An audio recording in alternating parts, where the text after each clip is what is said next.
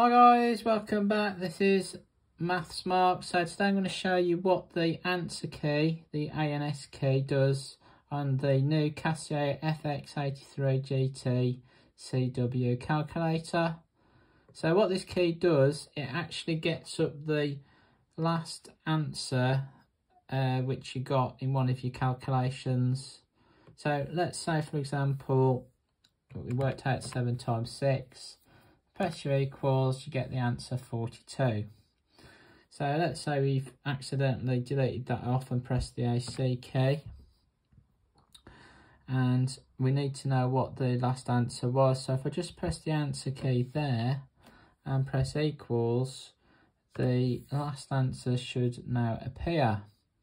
So that's what the answer key does. It gets up the last answer stored in the calculator's memory. So I hope you found this video useful. If you did, like and subscribe, and I'll see you again soon with some more videos. Bye bye.